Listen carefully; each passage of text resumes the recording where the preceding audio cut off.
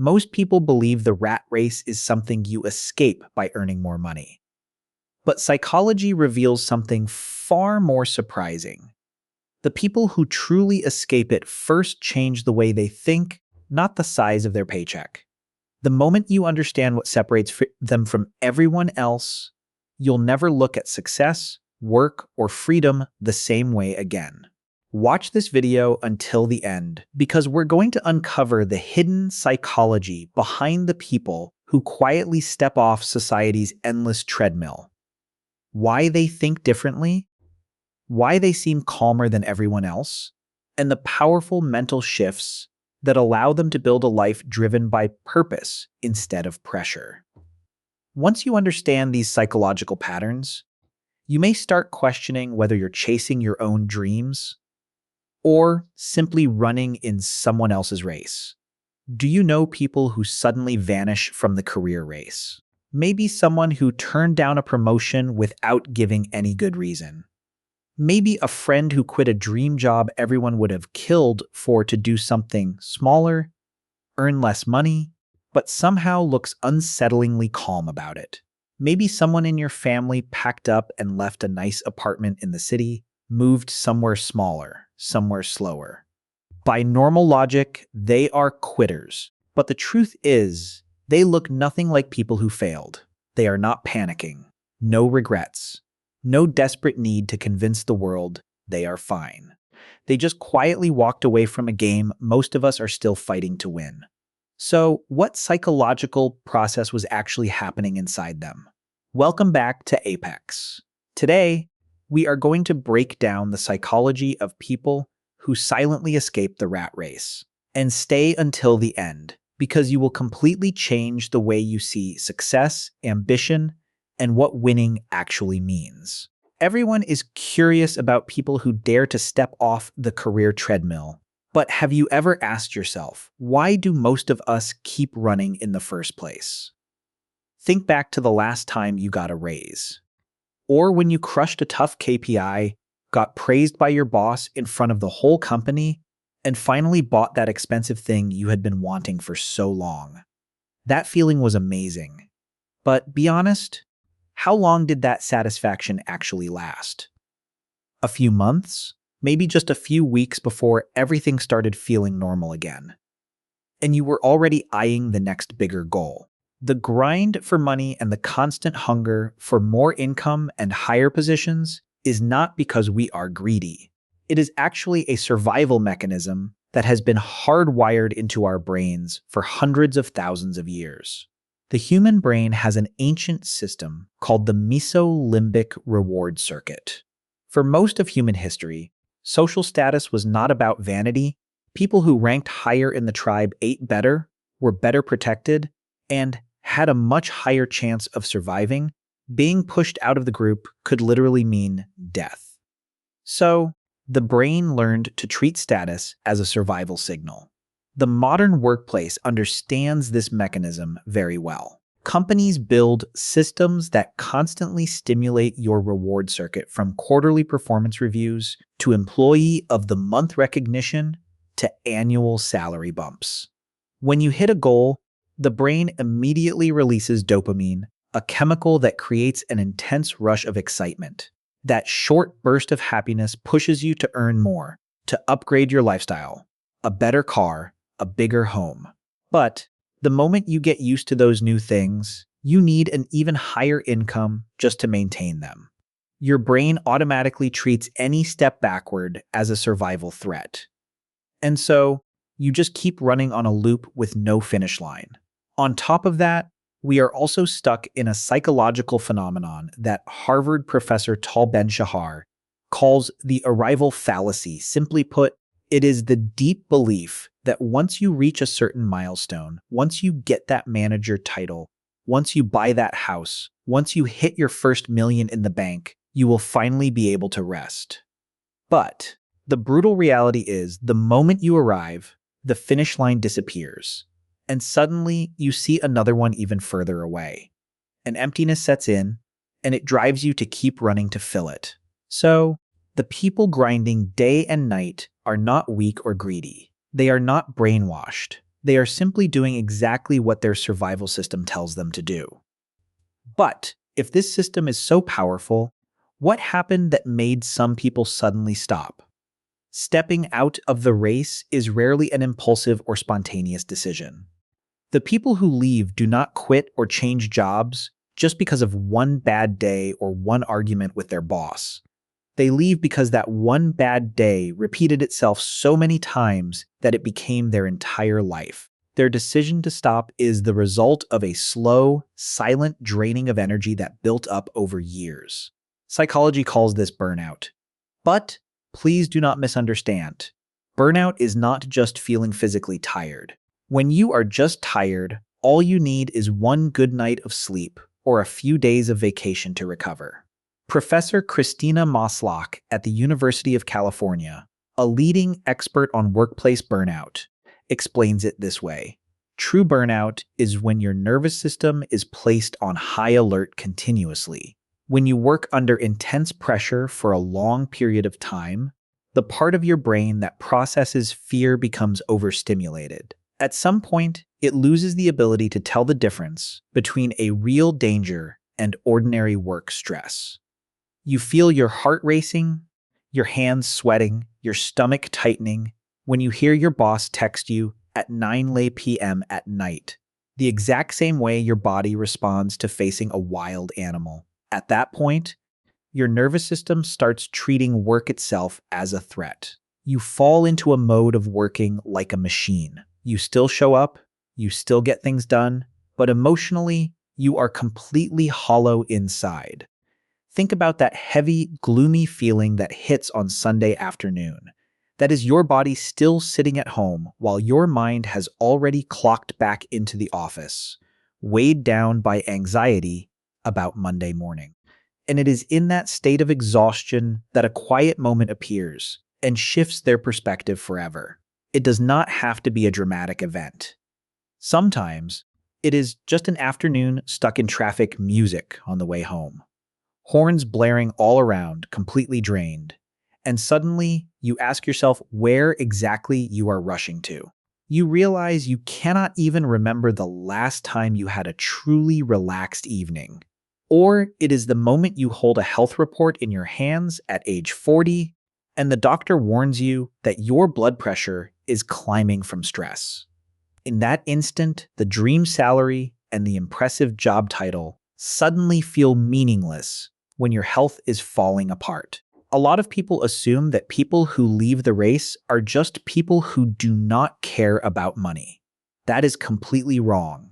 It is not that they no longer need money. It is that they no longer believe more money always equals more freedom. A study from the London School of Economics scanned the brains of people who voluntarily left high-paying positions to take ordinary jobs. The results showed that the decision-making regions of their brains had changed. In most people, that region responds very strongly when they see money or opportunities for advancement. But in people who decided to walk away from the race, that response was significantly dimmed. Once money and titles no longer had full control over their decisions, these people began searching for the things they had lost along the way. To better understand the deeper motivation behind their decision to leave, let us look at a scientific framework called self-determination theory.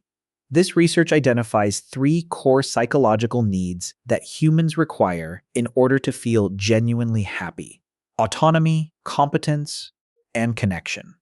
Modern work in the corporate environment do not simply strip these 3 needs away from you. It is far more subtle than that. It gives you a controlled version of all 3.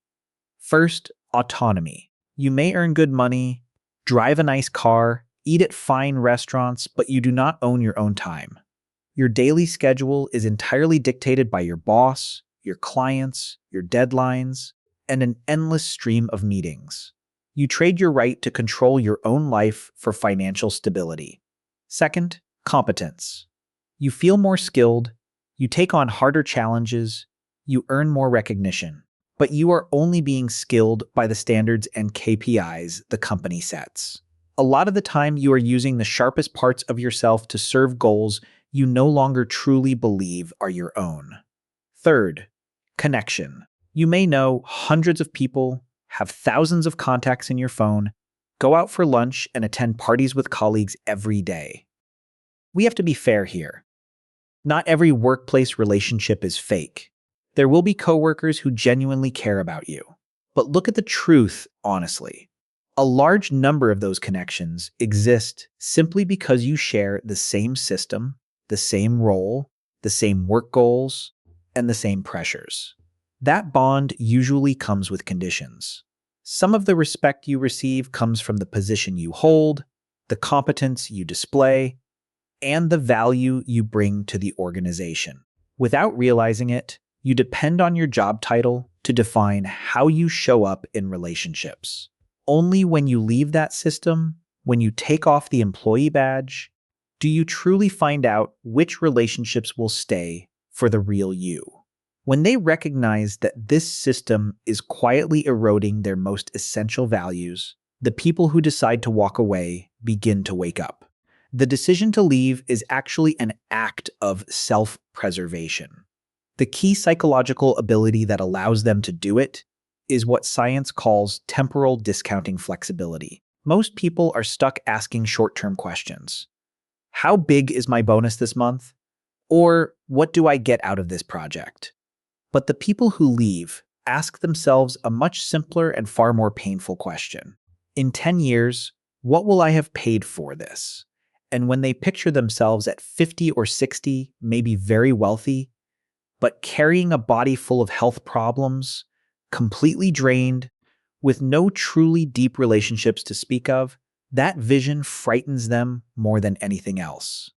The fear of a future where they have lost themselves grows so large that it gives them the courage to say no to the temptations of advancement right now. But the story does not end there. Do not think that simply having the courage to hand in your resignation automatically delivers peace. Stepping out of the race is only the beginning. They're simply choosing to trade one familiar set of problems for a completely new set of problems. There are 4 quiet but heavy psychological challenges they have to walk through. Challenge 1, an identity crisis. The scary part is not having more time. It is not knowing who you are supposed to be with that time. For years, your job was the thing that defined you. When you meet someone new, the first question is always, what do you do? Your job title was like an ID card that gave you the confidence to exist. When you give that up, you suddenly face an enormous void. Some research on professional identity shows that when people lose a role they have held for many years, they can experience very real feelings of loss, as if an important part of who they used to be has just disappeared. Having to rebuild your own sense of worth from scratch, a worth not based on titles or bonuses, is a deeply painful process. Challenge 2, social judgment. Someone who steps off the career track is sometimes judged not because they failed, but because they make others question the race they are still trying to win. Society has a default script. Work hard to get promoted, buy a house, buy a car. When you choose to slow down, do less, live calmly on a smaller income, you unintentionally make the people around you uncomfortable. They do not hate you, but your existence forces them to confront the exhaustion they have been suppressing every single day.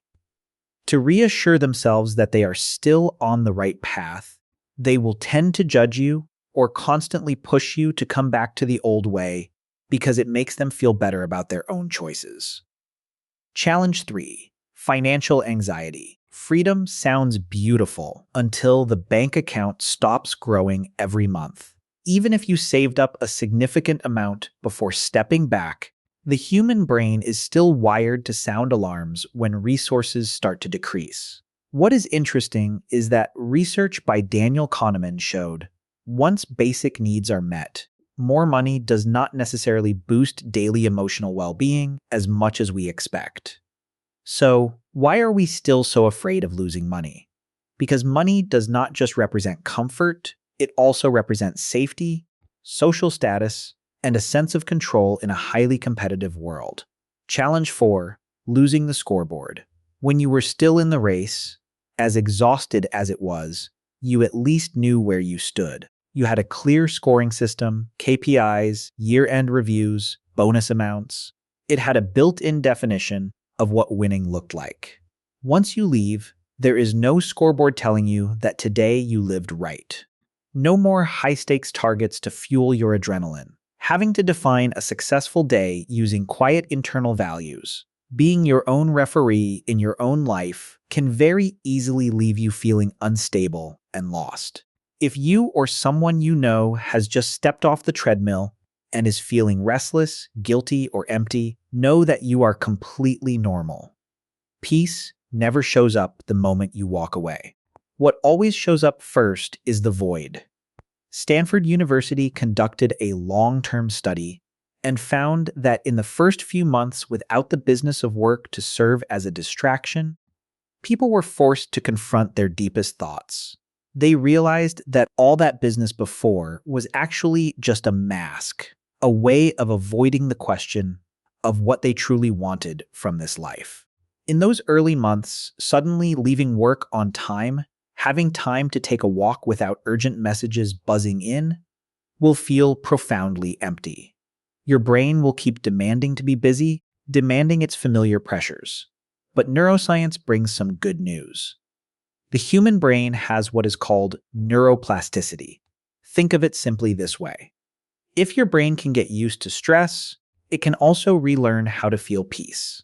If you consistently maintain a new pace of life, the regions of the brain that once responded intensely to high-intensity stimulation, like money and status, will gradually quiet down.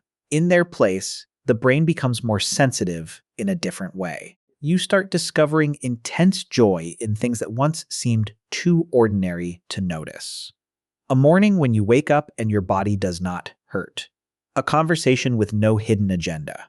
Or the ability to sit down with a cup of coffee and actually taste it. Time is no longer an enemy you have to outrun. Time becomes a space where you can truly be present. At the end of all this, we need a fair perspective. The career race is not something evil.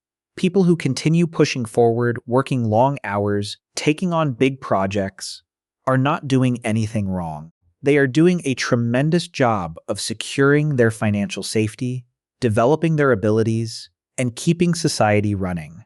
That is a choice that demands real strength, and the rewards they earn are completely deserved.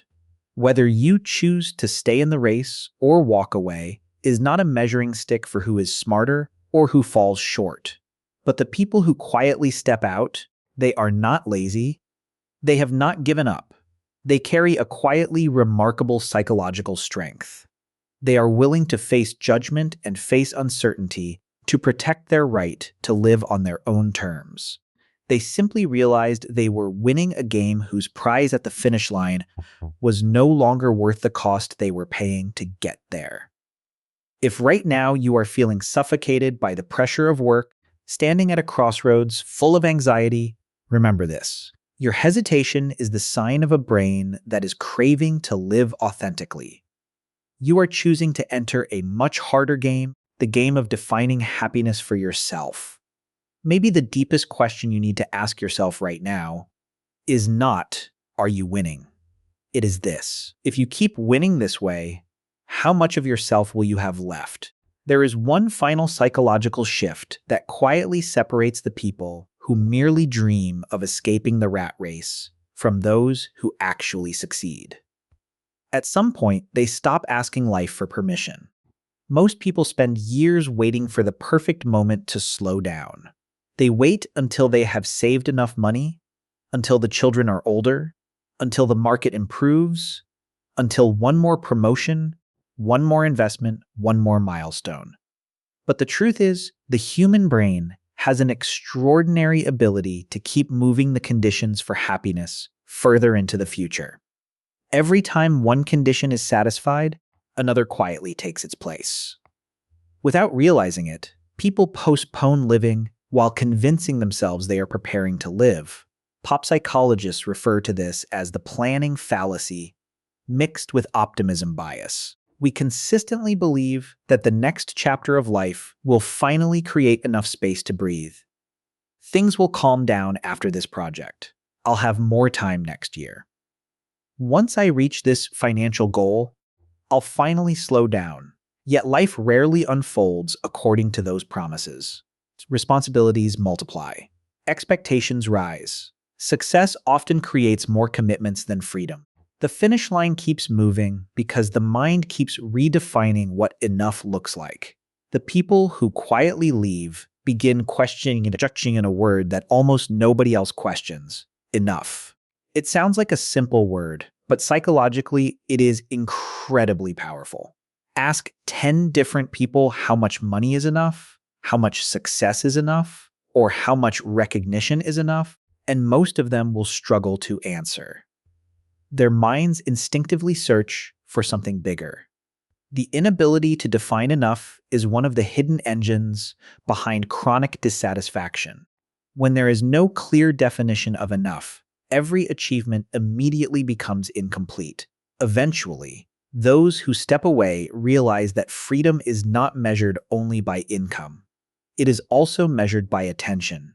Every commitment you accept demands attention. Every possession you own requires maintenance. Every promotion carries invisible psychological responsibilities. They begin seeing life not only through the lens of earning more, but through the lens of protecting what psychologists sometimes call cognitive bandwidth, the limited mental space available each day. They discover that the richest person is not always the one who owns the most, but often the one whose mind has the greatest amount of uncluttered space. This changes the way they make decisions. Instead of asking, "Will this make me more successful?" they quietly begin asking, "What will this cost my peace?" That question filters everything differently. A higher salary sounds attractive, but if it demands sacrificing every evening with family, endless anxiety, and constant emotional exhaustion, the calculation changes. They are no longer evaluating opportunities only by what they gain. They are also measuring what they might lose. Researchers studying subjective well-being have repeatedly found that people adapt surprisingly quickly to improvements in material comfort. A larger home, a luxury car, or a prestigious office often produces only a temporary increase in happiness before becoming the new normal. But experiences involving autonomy, meaningful relationships, purpose, and physical health continue contributing to long-term life satisfaction far more consistently. This helps explain why some people appear genuinely happier after earning less than they once did. They did not become happier because of having less money. They became happier because they recovered parts of life that money alone could never replace. There is also an unexpected confidence that begins growing inside them. While many people believe confidence comes from collecting achievements, these individuals discover another source entirely. Confidence starts emerging from keeping promises to themselves, waking up when they choose, protecting their health, spending time with people they genuinely love, living according to values they personally selected instead of values handed to them by society. Slowly, self-respect replaces external validation. They no longer need every decision to be applauded because they finally understand the quiet satisfaction of being internally aligned. Of course, this path is never perfect. There will still be moments of doubt. They will occasionally wonder whether they made the right decision, especially when they see former colleagues buying bigger homes, driving newer cars, or climbing higher positions. Comparison does not disappear overnight because the human brain evolved to compare. But each time those thoughts appear, they return to the same quiet question that changed everything in the first place. What kind of life am I actually trying to build? That question gently brings them back to themselves. Perhaps that is the deepest psychology behind escaping the rat race. It is not really about leaving a job, rejecting ambition, or earning less money. It is about reclaiming authorship over your own life.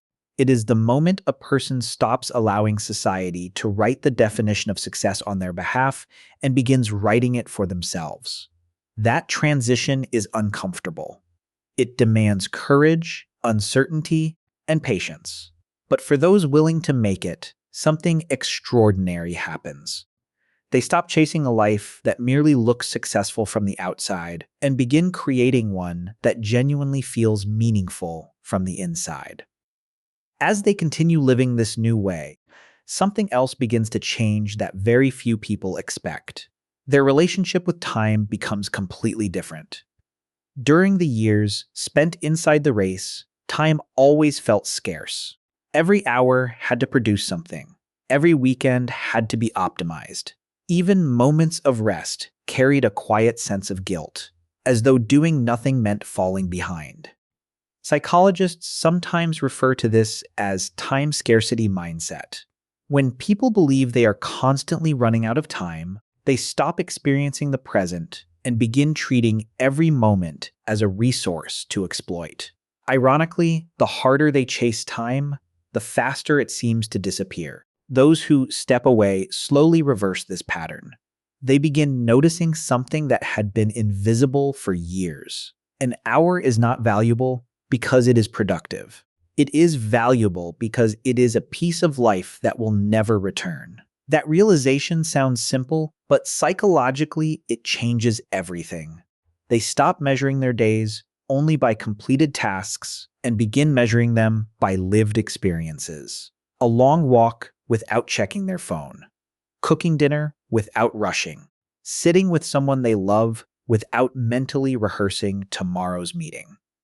These moments rarely impress anyone on social media, yet they quietly rebuild something modern life slowly erodes: the ability to feel alive. There is another fascinating shift in the brain. When external pressure decreases, creativity often begins to emerge in unexpected ways. Neuroscientists have found that the brain's default mode network, the same network involved in reflection and imagination, becomes especially active during periods of relaxed attention. This is why people often discover their best ideas while taking a shower, walking through nature, or sitting quietly with a cup of coffee. The mind does not create its deepest insights when it is constantly under pressure. It creates them when it finally has enough space to breathe. That is why many people who leave demanding careers unexpectedly discover interests they had forgotten existed. Someone starts painting again after 20 years. Another begins writing. Someone else learns gardening, woodworking, photography, or music, not because those activities increase income, but because they awaken parts of themselves that had been buried beneath deadlines and performance reviews. These pursuits may appear ordinary from the outside, yet psychologically, they restore something far more valuable than productivity. They restore intrinsic motivation, the desire to do something, simply because it feels deeply meaningful. This does not mean every day suddenly becomes peaceful. There are mornings when uncertainty returns. Bills still need to be paid. Unexpected problems still appear. Life remains unpredictable. But there is an important difference. Their stress no longer comes from living someone else's definition of success. It comes from building a life they consciously chose. That distinction matters because psychological research consistently shows that people tolerate difficulty far better when the struggle aligns with their personal values rather than being imposed by external expectations. Eventually, they begin recognizing another illusion that kept them trapped for years. They had spent so much time trying to impress people who were too busy trying to impress someone else. The expensive watch, the prestigious title, the luxury apartment, the endless pursuit of status, much of it was part of an invisible social performance where everyone was simultaneously acting as both audience and performer.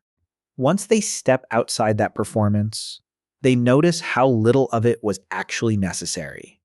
The pressure loses much of its power because they are no longer seeking approval from a crowd that is fighting its own insecurities. Perhaps this is why people who quietly escape the rat race often appear calmer, not because their lives became easier, but because their attention became simpler. They are no longer dividing their energy between who they are and who they think they are supposed to become. Their inner world and outer life begin moving in the same direction. Psychologists describe this as self-congruence, a state where behavior aligns closely with personal values and identity. It is one of the strongest predictors of long-term psychological well-being, yet it cannot be purchased, promoted into existence, or inherited. It has to be chosen, often through decisions that look confusing to everyone except the person making them. Interestingly, the longer they stay away from the race, the more they begin noticing a psychological phenomenon that was completely invisible before. They realize that much of modern life is built around urgency, not importance. Emails marked urgent, deadlines that feel like emergencies, meetings that could have been messages, endless notifications demanding immediate attention. The brain slowly becomes conditioned to mistake urgency for meaning. But these are not the same thing. Something can be urgent without being meaningful, and something deeply meaningful often grows slowly, quietly, without demanding your attention every 5 minutes. This realization changes the way they respond to pressure. Instead of reacting immediately to every request, they pause. Not because they have become lazy, but because they have learned the psychological value of response over reaction. Neuroscience tells us that when we react impulsively, we are often operating from emotional circuits designed for short-term survival. But when we create even a brief pause, the prefrontal cortex, the part of the brain responsible for judgment, long-term planning, and self-control, has time to become involved. That tiny pause becomes the difference between living automatically and living intentionally. As this habit strengthens, another transformation quietly begins. They stop confusing movement with progress. This may be one of the greatest illusions of modern achievement. A calendar filled from morning until night creates the feeling of importance. Constant activity gives the impression that life is moving forward. Yet psychologists have long distinguished between busyness and meaningful engagement. A person can spend 12 exhausting hours working and still move no closer to the life they actually want. At the same time, another person may accomplish only 3 important things in an entire day. Yet those 3 actions move them steadily toward a future that reflects their deepest values. For years, they believed rest had to be earned. Only after finishing everything could they finally relax. But eventually, they discovered something impossible to ignore. The work was never truly finished. There was always another email, another client, another project, another expectation waiting just beyond the horizon. If rest depended on completing everything, rest would never come. This is why many psychologists now emphasize recovery as a necessity rather than a reward. The human nervous system was never designed to operate at maximum intensity every waking hour. Just as muscles grow during recovery rather than during exercise itself, emotional resilience grows when the mind is allowed periods of genuine restoration. This is also when they begin redefining productivity itself. Instead of asking, "How much did I accomplish today?" they quietly ask, "How present was I today?" It is an unusual question because society rarely rewards presence in visible ways. There is no promotion for deeply listening to your child tell a story. There is no annual bonus for taking care of your physical health before it collapses. There is no trophy for protecting your peace of mind. Yet, decades later, these invisible investments often become the memories people treasure most. Another surprising discovery begins to unfold. The slower their external life becomes, the richer their internal life often grows. Without constant distraction, they start noticing thoughts they had ignored for years. They rediscover forgotten dreams, old curiosities, and values that had been buried beneath obligations. At first, this silence feels uncomfortable because the mind has become addicted to stimulation. But gradually, that silence transforms into clarity. Instead of constantly consuming the opinions of the world, they begin hearing their own voice again.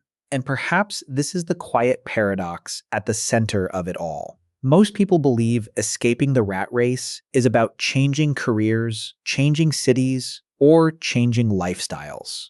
But the deepest escape happens long before any external change takes place. It begins the moment a person stops allowing fear, comparison, and endless achievement to dictate their sense of worth. Because the real prison was never the office building, the paycheck, or the demanding schedule. The real prison was the belief that their value as a human being had to be earned over and over again. Once that belief begins to dissolve, something remarkable happens. They no longer wake up every morning trying to prove that they deserve to exist. They simply begin living. And for the first time in many years, that feels more than enough. If there is one lesson to take away from all of this, it is this. Escaping the rat race is not about rejecting ambition. It is about redefining it. Real success is not measured by how exhausted you are, how impressive your job title sounds, or how many people envy your lifestyle. It is measured by something much quieter. It is measured by whether the life you are building actually feels like your own. The hidden psychology of people who quietly escape the rat race is that they stop allowing external rewards to become the only source of their happiness. They realize that freedom is not simply having more money. It is having ownership over your attention, your time, your health, and your peace of mind. They understand that no promotion, no paycheck, and no amount of status can replace a life where you wake up feeling emotionally present instead of psychologically trapped. So before you chase the next opportunity, pause for a moment and ask yourself one question that very few people have the courage to face. Am I building a life that truly fulfills me? Or am I simply becoming better at surviving a life I secretly want to escape? That single question may change the direction of your future more than any career decision ever could. If this video made you see success from a completely different perspective, let me know in the comments. What does freedom mean to you? Your answer might inspire someone else who is silently questioning the path they're on. And if you enjoy exploring the hidden psychology behind human behavior, success, and the choices that shape our lives, don't forget to like this video, subscribe to The Psychology Teacher, and join us in the next one.